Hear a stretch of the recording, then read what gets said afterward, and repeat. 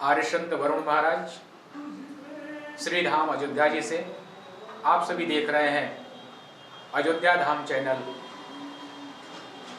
कल पौष कृष्ण अमावस्या तदनुसार 26/12/2019 जो सूर्य ग्रहण लगने जा रहा है, इसके विषय में आइए संक्षेप में हम सब भी इसको जानें और अपने भारतीय संस्कृति सनातन धर्म के अनुसार इसका पालन करें।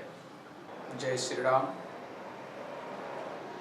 आदिदेव नमस्तुभ्यं प्रसीद मम भास्कर दिवाकर नमस्तुभ्यं प्रभाकर नमोस्तुते।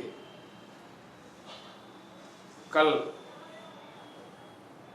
कंकणाकृत सूर्य ग्रहण लग रहा है।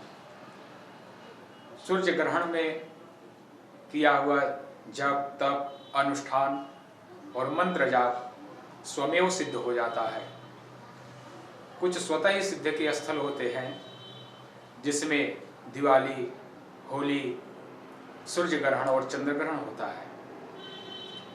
सूर्य ग्रहण के स्नान का महत्व शास्त्रों में कुरुक्षेत्र में, जिस पावन क्षेत्र में भगवान श्री कृष्ण ने गीता का उपदेश किया एवं जिस क्षेत्र में धर्म युद्ध हुआ, धर्म क्षेत्रे कुरुक्षेत्रे संवेदा जुजुत्सव मामका पांडवाश्चैव किम अकुर्वत संजय, उस कुरुक्षेत्र के विषय में ये प्रश्न किया गया है। श्री मद्भगवत गीता का प्रथम श्लोक। उस कुरुक्षेत्र में सूर्य कुंड है, ब्रह्म कुंड है। ये सूर्य ग्रहण के स्नान का महत्व वहां है। चंद्र ग्रहण के समय बनारस में स्नान का महत्व है, काशी में गंगा में स्नान का। इसके अलावा भी जो भी सरोवर, नदी, तालाब में स्नान का महत्व है। सूर्य ग्रहण लगने के 12 घंटे पूर्व सूतक लग जाता है। ऐसी मान्यता है हिंदू धर्म शास्त्र ग्रंथों का कि सूतक लगने के समय के पूर्व ही मंदिरों की आरती, भगवान जो आपके घर में भी देवस्थान है उसमें भगवान की आरती और भोग लगाने के बाद पट बंद कर देना चाहिए। जो सूर्य ग्रहण समाप्ति के बाद उसको खोलना चाहिए। घर में जो खाने पीने की वस्तु हो एवं जो ग्रंथ हैं, अच्छी अच्छी जो वस्तुएं हैं, वहाँ पर कुश रख दिया जाता है। ये कुश है, इस कुश को रख देने से जो ग्रहण का प्रभाव है वह नहीं लगता। यह सूतक के समय ही रख देना चाहिए। जो स्त्री गर्भवती है, जो बच्चा जनन करने वाली है, उनको सरकंडे का अपने शरीर के माप के अनुसार सरकंडे, एक सरकंडा सीधा सरकंडा रखना चाहिए। इससे ग्रहण का प्रभाव उन पर नहीं होता। नहीं तो कभी कभी ग्रहण का प्रभाव पड़ने से बच्चे का कोई अंग हल्का सा उसमें ऐसा दिखने लगता है कि कुछ भंग सा है या कुछ टेढ़ा हो गया है या कुछ प्रभाव पड़ता है। तो अंगों पर इसका कोई प्रभाव नहीं पड़ता। ये जो हमारे यहाँ कारण बताए गए हैं।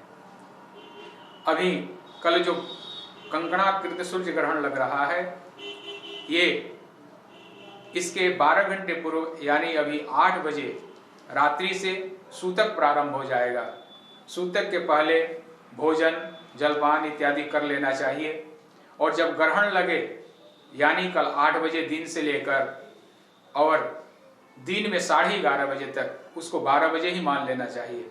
ग्रहण वस्तुतः 8 बजे से लेकर और 1 बजे तक है, लेकिन भारत में जो दृश्य है, जहाँ दृश्य होगा उसके हिसाब से 8:26 से ग्रहण लगेगा और 11:14 तक के ग्रहण रहेगा।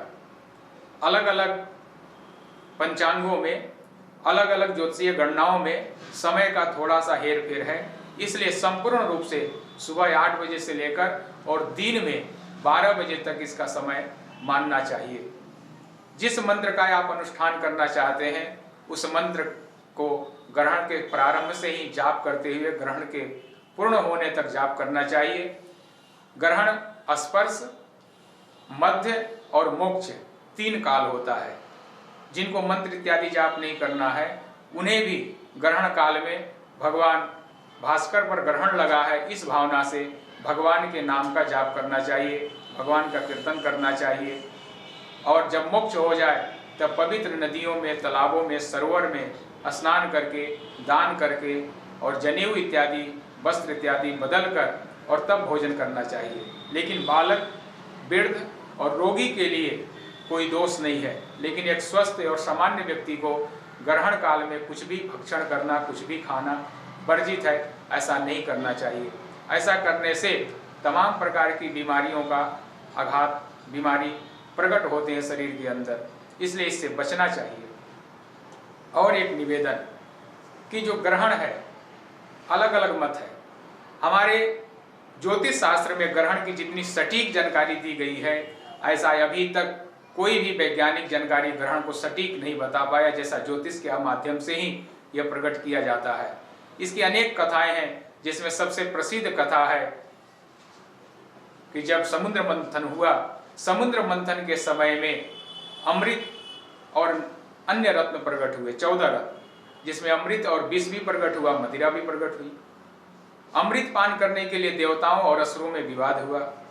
उस समय भगवान विष्णु मोहिनी रूप में प्रकट होकर और मदिरा तो असुरों को पिलाते और अमृत देवताओं को पिला रहे थे। राहु और केतु ने इस विषय को देखा और देखती समझ गए, लेकिन समझा कि अगर शोर करेंगे तो विवाद हो जाएगा, इसलिए राहु केतु माया के द्वारा देवता का रूप धारण करके और सूर्य और चंद्रमा के बगल में राहु पहुंच गए। जब राहु वहां पहुंच गए और अमृत पान कर लिया, तब तक ध्यान गया कि ये देवता तो मेरे पास कहां से आ गया, कहा कि कौन है। भगवान विष्णु समझ गए और चक्र निकालकर जैसे उसके चलाए, उनका गर्दन अलग हो गया, लेकिन तब तक कुछ अमृत का बूंद अंदर चला गया था, कुछ मुख में था, इसलिए तो अमर हो गया था, मृत्यु उसकी नहीं हुई।